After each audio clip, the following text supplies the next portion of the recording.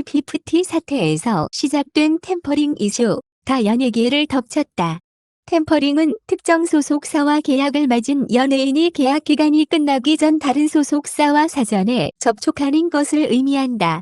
피프티와 어트랙트의 분쟁과 관련해 외주 업체인 더기버스 안성일 대표가 템퍼링 의혹을 받으면서 이와 비슷한 사례를 두고 템퍼링이 아니냐 고 의심하는 여론이 생겨나기 시작한 것. 지난달 23일 피프티 소속사 어트랙트 측은 소속 아티스트들에게 접근해 당사와의 전속 계약을 위반하도록 유인하는 외부 세력이 확인되고 있다고 밝혔다. 이후 외부 세력의 멤버 강탈 시도 사건 배후에 모 외주 용역업체와 워너뮤직 코리아가 연관이 있는 것으로 보인다며 워너뮤직 코리아의 내용 증명을 발송했다. 모 외주 용역업체가 워너뮤직 코리아에 접근해 피프티를 팔아 넘기는 제안을 한 정황을 포착했다는 것.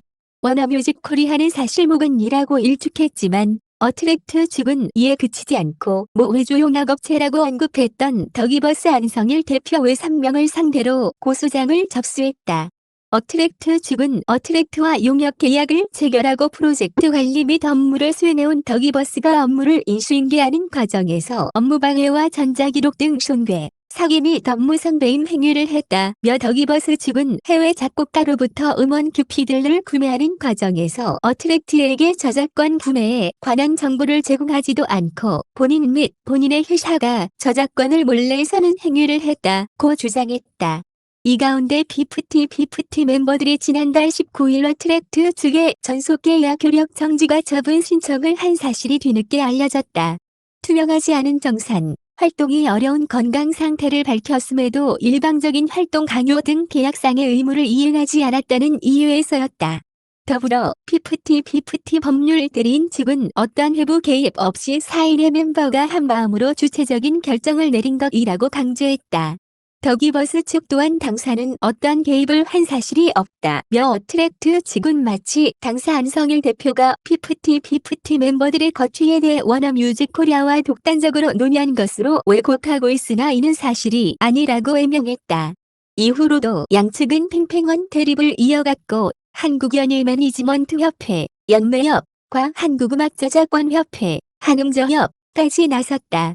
큐피드의 저작권 문제를 인지하고 저작권료 지급 보류 조치를 취한 것. 다만 더기버스 측은 자사음악 퍼블리셔를 통해 큐피드 저작권을 적법한 절차로 취득했다고 거듭 강조했다.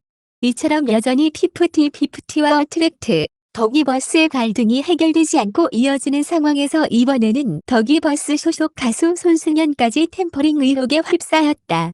손승연은 지난 2012년 9월 포춘과 전속 계약을 체결, 4년 후 우편으로 계약 해지를 통보하며 매니지먼트 행위를 중단할 것을 요구했다.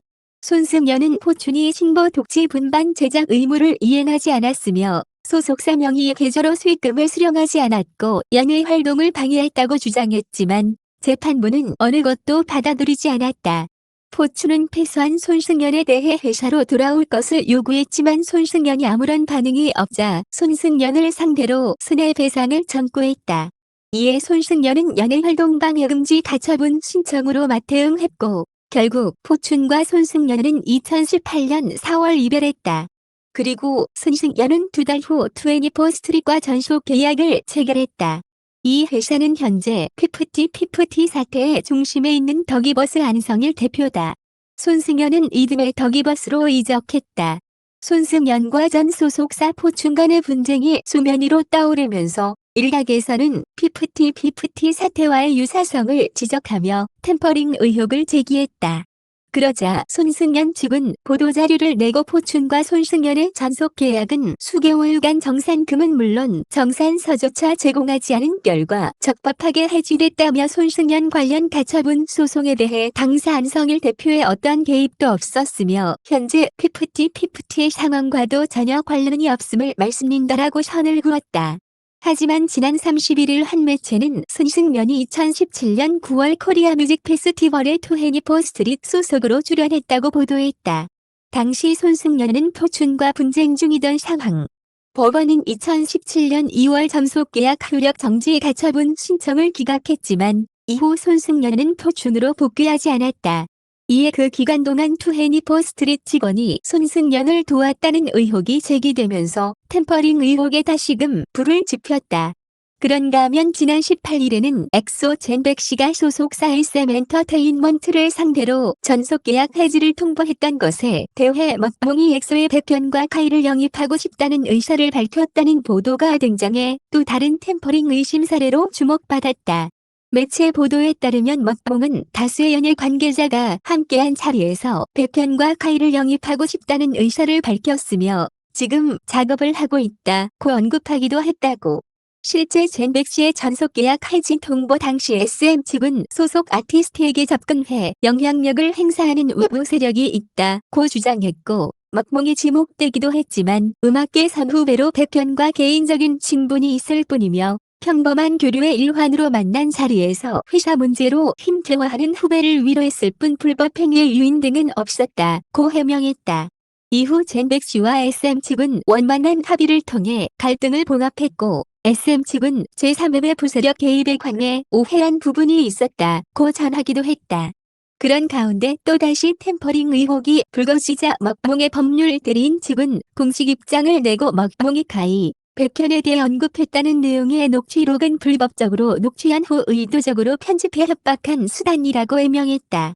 해당 대화를 녹취하고 편집한 안 씨는 정호영이라는 가명으로 수개월간 비플래닝 메이드 대표인 박장근, 먹봉을 상대로 협박을 일삼아왔고 먹봉 측은 지난 5월 1일 안 씨를 협박죄 등으로 고소했다. 안 씨는 협박 혐의에 대해 기소 의견으로 검찰에 송치돼 있는 상태다.